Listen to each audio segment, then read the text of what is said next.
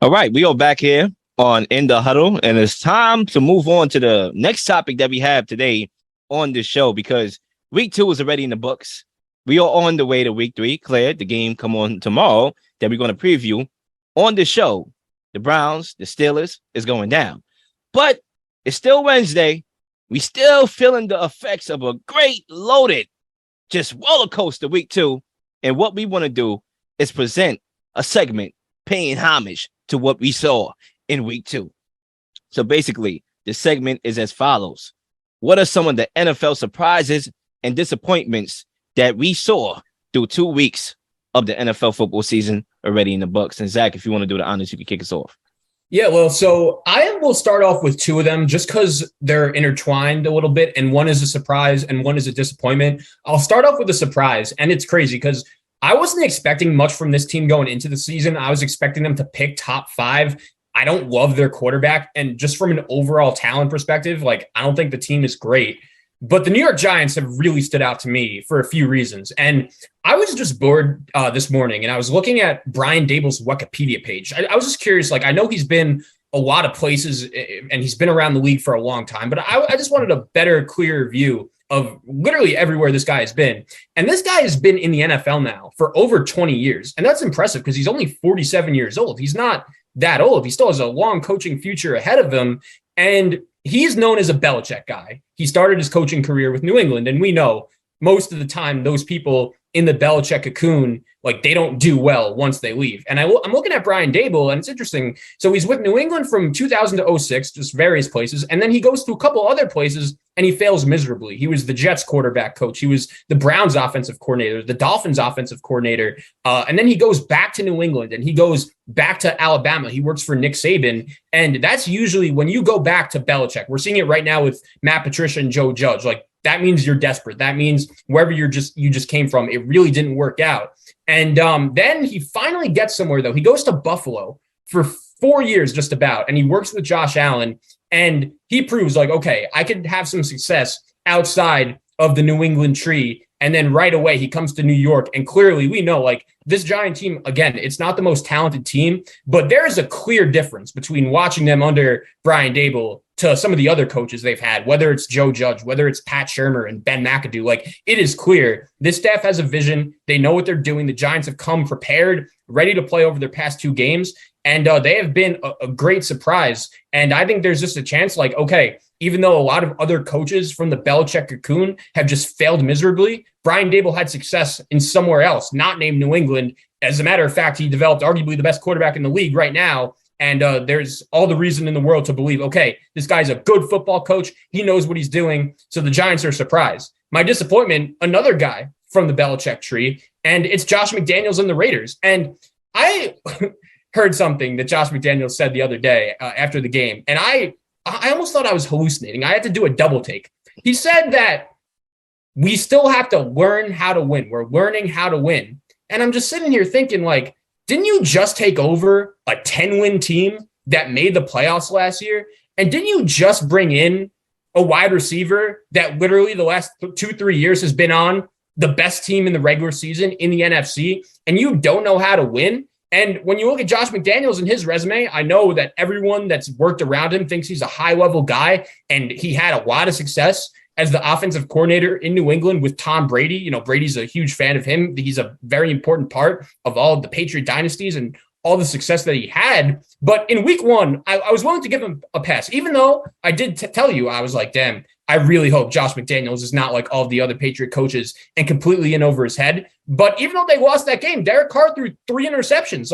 When you have to face Justin Herbert, I'll put that on Derek Carr. You're not going to win a game throwing 3 picks. But in week 2 on Sunday, the Raiders are abusing the Cardinals in the first half. That game wasn't close. It wasn't competitive. They were winning 20-0 at halftime. And I know that Kyler Murray had a great game, a great performance. He just pulled a couple plays out of you-know-where, out of complete nowhere, and props to him. He played great. But if you're the Raiders, and you're a first-year head coach, your home opener, and you have a 20-0 halftime lead, you cannot blow that game.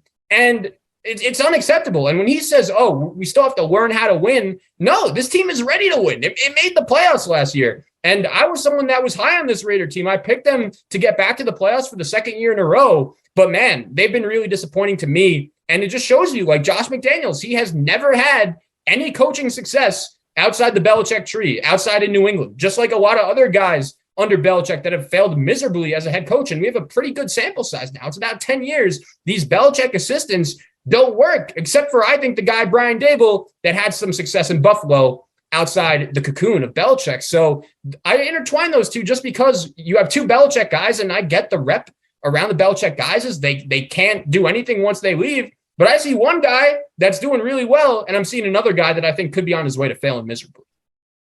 Yeah, I mean, I think Brian Dable is able. Brian Dable is able. That's his motto. That's my motto for him. Like on a picture of his face on the wall, Brian Dable is able. And that's how I feel about Brian Dable. And that's why, when we reflect back to my quarterback list, and that's exactly why I love doing these lists, because they always have relevance, even to right now and going down the road. And, that's why I believe Daniel Jones, I had him ranked a little bit high. I forgot where. I can't really tell you where. I forgot completely. But I had him in the 20s somewhere, and it was higher than what people thought it was. And that's why I was high on Saquon Barkley as well, with my takes about Saquon having a bounce back year, all due to Brian Dable, and he's able. Now, Josh McDaniels is another show. Remember, I ain't like the hire to begin with. I think he's just better off as an OC. Some people are just better off OCs and DCs. I think that's where they should be. I know everybody want to elevate their career and to get opportunities, but some people are just meant to stay in their lane. And I think his lane is being an OC. Now, for my surprise and disappointments, I kind of went a little bit more, how can I say it? Just a little bit more creative, add a little spice to it just to. I have one more disappointment, by the way. I'm not done, but. Yeah, I'm going to go ahead and I'm going to pass it back to you, and we could definitely politic there. I think this first one actually is merging a surprise and a disappointment. It's actually both. And that is the quarterback carousel that will mean San Francisco. And I'm going to get to specifically where the surprise is and where the disappointments lie for me. Now, I think right now, when you look at those people who believe in the afterlife, they believe in the hell, they believe in heaven, right? Eternity. That's where you end up if you believe in those things, heaven and hell. You'll be in heaven for eternity. You'll be in hell for eternity. I think right now what we have in San Francisco is an eternal quarterback carousel that's not going nowhere anytime soon. And the reason why I say so is because, unfortunately, the injury to Trey Lance now opened the door for Jimmy Garoppolo to have the keys to this offense this year. And I'm just saying to myself, a lot of hypotheticals. What if Jimmy Garoppolo makes the NFC Championship again, and his defense, just like in the Super Bowl and just like last year, had an opportunity to win the game, and they blow the game and he loses there. So we're going to use him as a scapegoat again, and we're going to go back and try this again with Trey Lance, do it all over again. What happens if he makes the Super Bowl? In a wide open NFC that we all claim it is. What happens if he make the Super Bowl? So what happens to, do we look Trey Lance and our teammates in the eye and say, well, Jimmy Garoppolo won us a Super Bowl, we should rock with him. It's a lot of what ifs. And I think, the part of the disappointment for me is having to go through this over again. Like, granted, radio shows like us, we talk about them a lot. I think it's a good thing, but just wanted to see some clarity. We thought that this year was Trey Lance's year to be the quarterback for this team. And now we still don't know what he is as a quarterback. We just don't know. We just basically are ending up where we started when he got drafted. We just don't know about this guy. We don't have no answers about him. That's the disappointment. But the surprise is the injury, him being injured in week 2, and us seeing Jimmy Garoppolo in week 2. Who would have thought that when Trey Lance was given the job and it was like, okay, we done with Jimmy Garoppolo, that it will only take 2 weeks for us to see Jimmy Garoppolo under center again for this team. And that's why I'm merging the two. Yeah, so this whole situation is crazy. Like, I just think there's so many layers to it, and I'll do my best to explain it and how I feel about it. So from a complete, just basic view, it's obvious. The 49ers are better right now with Jimmy Garoppolo than Trey Lance. As soon as Jimmy came into the game, Kyle Shanahan opened up the offense. The players seemed to react to it. And I don't think it's Trey Lance's fault per se, because in most circumstances, when you're the number 3 overall pick, you're being drafted to a bad team with kind of room to grow and kind of room to mess up a few times. Like we're seeing now with Justin Fields and Trevor Lawrence and even Mac Jones to an extent. Like they have their ups and downs, but when they have their downs, like no one's really surprised by it. The thing here is the 49ers are a team outside the quarterback position, I believe. Like they're one of the best rosters in the league. They're ready to win a Super Bowl. This roster with Jimmy G has come very close. And even though right now I think they're a better team with Jimmy Garoppolo, I still don't blame Kyle Shanahan for drafting a quarterback and trading up to number three, because it's been kind of proven to this point. As good as Jimmy Garoppolo is, and even though the 49ers are better with him, like I'm still not sure if you could win a Super Bowl with Jimmy Garoppolo as your quarterback. I don't know if this team could achieve the goal that they've been willing to do the last few years with Jimmy G, with some injury concerns. Like, I'm not trying to hate the guy. I think he's good. I think he's effective, but he's not an elite quarterback. Like when you are going up against, when he's your guy and you're going up against some of the other best quarterbacks in the league, like you're going to be at a little bit of a disadvantage. But with Trey Lance, he didn't play in 2020 during the COVID year. He didn't play last year. And now he's not going to play all of this year with an ankle injury. It leaves the 49ers in a really tough spot. And after this year, like your guess is as good as mine for how this ends. I have no idea. But Jimmy Garoppolo, like this is going to be the last year of his contract. Like he's going to be a free agent after this year. So if he has a great year and leads the 49ers to another deep postseason run, which I think is possible, like there are going to be other teams interested. And what do you do then if you're the 49ers? Like you have a quarterback you traded up 3 first-round picks for, you've invested in him, but you have no idea what he is. So it's just a crazy situation that, like, honestly, like it's just wild with so many layers. And I'm really looking forward to see how this plays out because it's just bizarre. And that's why I called it an eternal quarterback carousel, because it's not going nowhere anytime soon. I do believe this team is good enough, presently constructed, to make or even win a Super Bowl. Jimmy Garoppolo is on the center. Now, he should have success. And now when you look at Trey Lance, there's even more unknown. He's hurt. He's injured. He's coming off an ankle injury. Normally, for most guys that are not projects, best case scenario, he's Patrick Mahomes when he comes back. Best case. But I think accurate case, he's like a Jalen Hurts that need about a good 2 years after, playing for the first time to really show improvements and adjust to the NFL level. So we talking about he's already second year, right? He's a sophomore in the NFL. Next year will be his third year. You're probably going to need 2 years after next year for him to show you something. And by that time, I mean, what are we doing here? The roster ain't going to be the same. Yeah, I have one more. And this might be surprising to some because I did not pick this team to make the playoffs. I was down on this team compared to most people. But everything I've seen through the first 2 games, like they've been way worse than I've expected. And I don't know how that's possible. It's the Denver Broncos. I mean, this team was just sold for about $4 billion in the offseason to the Walmart family, some of the richest people in the world. And right now, they just feel like a low-level operation. Like Nathaniel Hackett has no idea what he's doing. You see every play, the clock is counting down 5, 4, 3, 2, and the fans are helping the offense by counting out the play clock, like so the team wouldn't have a delay a game penalty. And then I turn the game on Sunday. The Texans have the ball. It's 4th down, and the Broncos. There's a timeout on the field. The Broncos call a timeout, and the announcer's like, "What is going on here? Like, why would the Broncos call a timeout when they're just about to get the ball punted to them?" And it's like, "Oh wait, they didn't even have a guy back there to receive the kick." And like when I see things like that, it's just like it feels like a low-level operation. And here's the elephant in the room. I know Nathaniel Hackett is the number one person to blame here based on the way that Monday Night Football game against Seattle ended, the just awful no-flow play calling in that game against Houston on Sunday. But Russell Wilson doesn't really look like the same player to me. He refuses to run the ball. He wants to throw 40 times a game, and he doesn't have DK Metcalf anymore. He's throwing these 50-50 balls to Cortland Sutton and these other receivers that are talented, but they haven't really won anything before, and it's not the same. And this Broncos team has a lot of talent, but I think again we've hit on this during the show before. Like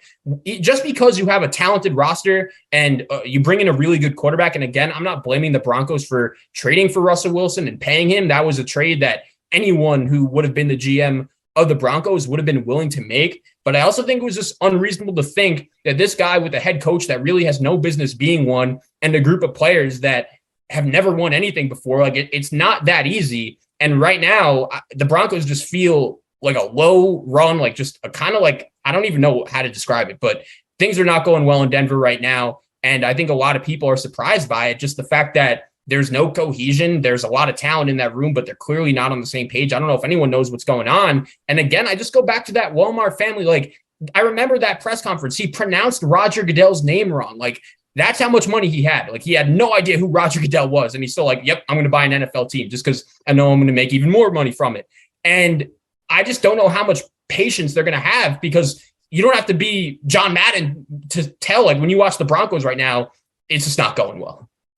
Yeah, I think for me, when you talk about Russell Wilson, a guy that's trying to mimic Tom Brady's career, he's not doing a good job of doing that. We all saw that hype video. That video just messed up my whole week. That got me tight. The fact that it's blatant and evident that this guy's trying to copy Tom Brady. But what Russell Wilson doesn't realize is, if you want to be Tom Brady, there's certain little nuances that you need to take and not ignore if you're going to try to copy and replicate and duplicate what Tom Brady is doing. For example, taking pay cuts to surround your team with a championship level team, not for this year. They got a good team this year, but for years to come, right? When the contract really starts to kick in. All right. And now we got to release guys. We're not talking about right now. We're talking about in the future. That's something Tom Brady does. Another thing Tom Brady does, and it's very new to Tom Brady the last couple of years, he actually wants the team to run the football more. He's publicly said that. Like, I want Leonard Fournette to run the football more. I don't want to throw 40 times per game anymore because I'm not trying to get hit in my age. He knows what it takes to win and all the little nuances. And Russell Wilson just want to be, this prince, pretty boy out here and make all the money, have all the personnel decisions, sit in the press box and try to copy everything that Tom Brady is doing. But there's little nuances that you're missing to jot down, and that's going to come back to bite you. Tom Brady would never play for a coach in Nathaniel Hackett if he was a free agent. You know where he went? All right, there was a couple teams, like 3 teams that offered him contracts. He went to the team with the most proven coach in Bruce Arians. He would never go to a Nathaniel Hackett coach team. All right, so yeah, I just wanted to make that clear when it comes to Russell Wilson. I know at a certain age, you start to grow up from like a real like life level. I believe it's like the age of 35. If you don't change by 35, then you're going to be the same person you are at the age of 50 and 60. He's 33. He got 2 years to get it together. Anyway, and it's weird. Zach. It's weird because when he was younger, like, it wasn't always like that, Like, literally, yeah, it's funny. But that's one funny. other point I wanted to make. I think this is underrated when it comes to the quarterback position and the strengths you need to be successful at it. When you're the franchise quarterback, the star quarterback, it could be awkward sometimes because you're making by far the most money of anyone in that locker room, and everyone cares about you. Like, you're literally the guy that everyone's eyes are on when they enter the room. And I think when you look at guys like Brady, Josh Allen, Mahomes, Lamar Jackson, all of their teammates love them. They're relatable, even though they're making that much money and they might be a little bit hard to relate to in some aspects. They always just feel like one of the guys. They're able to sit down, have a beer, go out to dinner whenever you want. But then when I look at Russell Wilson, I just see Richard Sherman just, hating on him every time he has the opportunity to do so.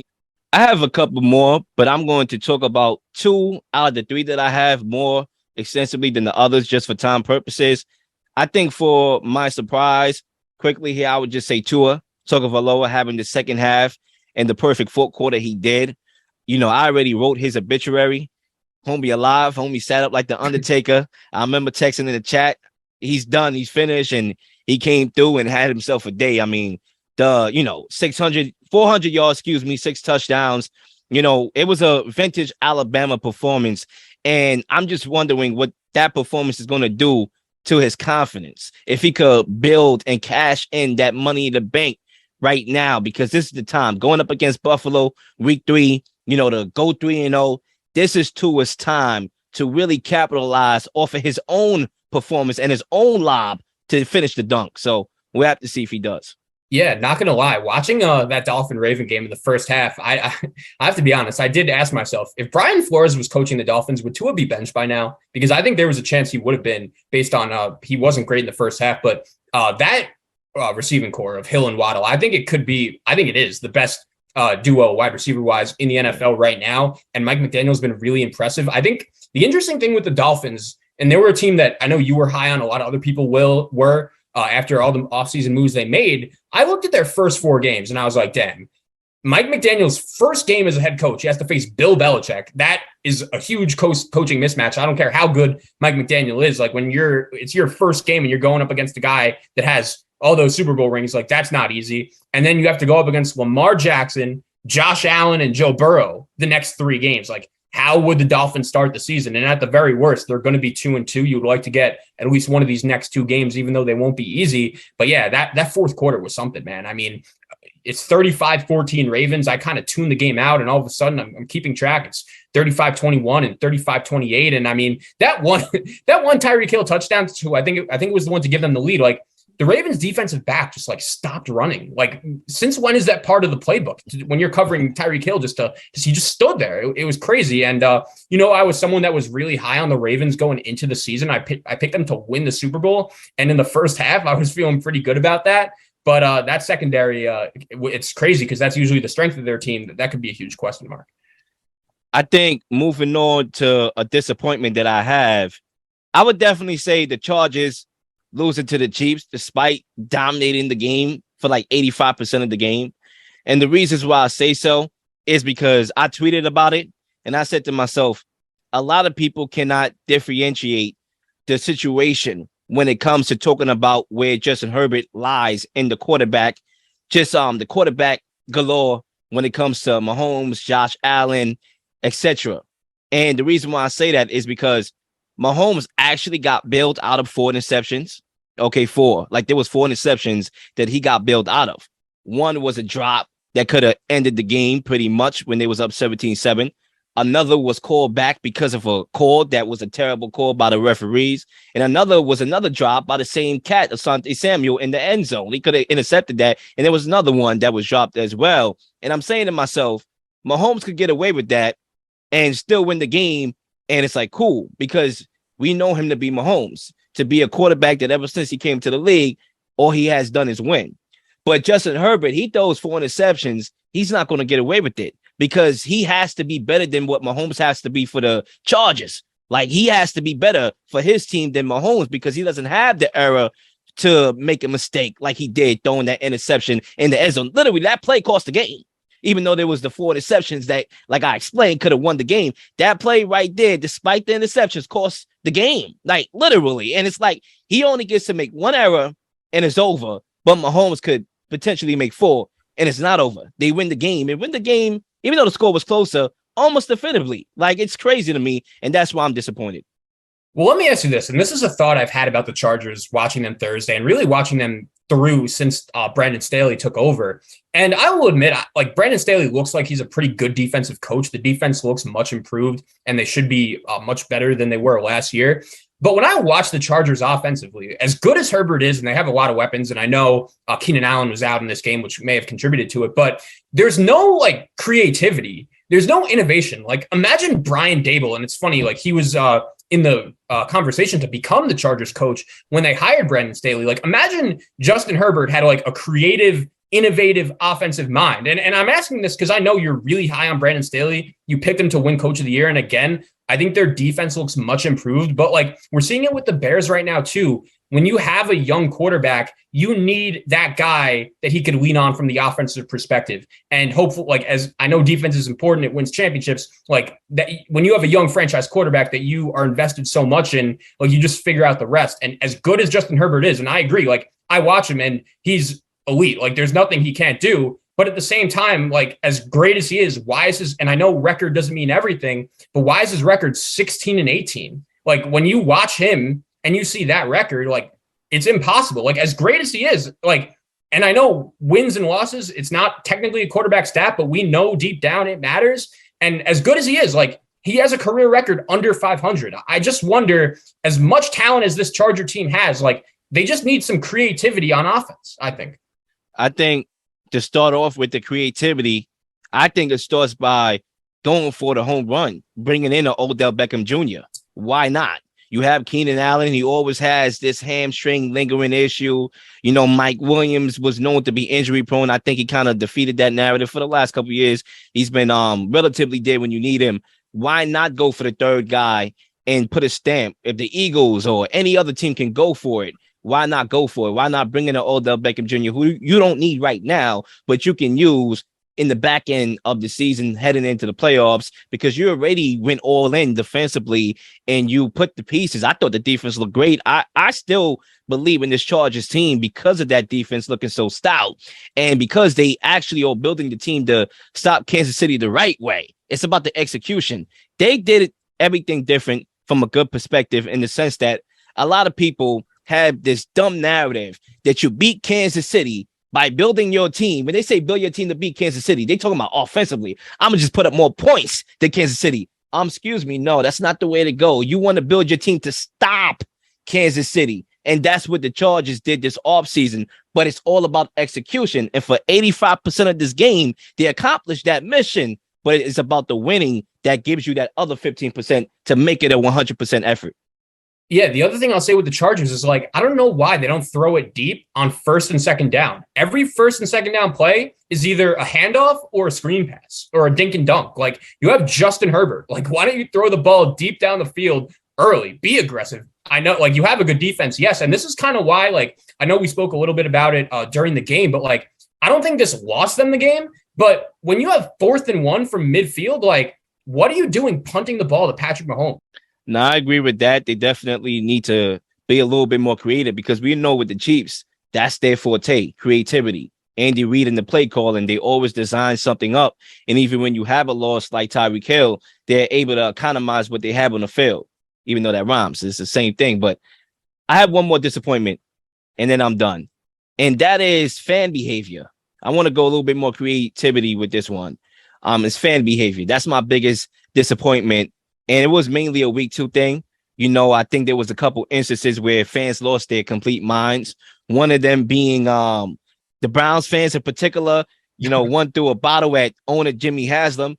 You got to be foolish to throw a bottle at an owner who's rich, who can make you disappear like that. You were a very bright individual, whoever that individual was. And he also had a picture of a dummy with a erection saying that happy endings. Yeah, the tailgating. Or not illegal, basically a shot at women per se. We all know that the NFL do have women that watch the sport as well. And I thought that was a slight towards them. And also the Kyler Murray incident after the game where they were celebrating and one fan just decides to put his hands on Kyler Murray. I think if you're the NFL, it's good to have a good time. I love the NFL atmosphere. I love everything about the NFL on and off the football field. But when it comes to attacking, whether it be athletes or owners or anybody, right? More so athletes and the owners. The owners just walk around with a lot of money. I'm not worried about them more so than the athletes. I think it shows a lack of, just respect to the players. And that's something that you would probably do at a zoo. Like if you at a zoo, you would throw something at a gorilla, because the gorilla can't come out the, cage and attack you behind. So, that's kind of the vibe I get. And that's why I'm disappointed. Well, we spoke about this before during the NBA playoffs, right? A few years ago when that fan threw the water bottle at Kyrie Irving. And then you remember this year, the Celtic fans are booing him every time he touches the ball and he's flipping them off from behind. Like, yeah, it's definitely something that I don't think the NFL has really had to deal with much of it yet, but it's definitely something that could be a factor going forward. And that Kyler video was crazy. I don't know what that fan was doing. It's crazy.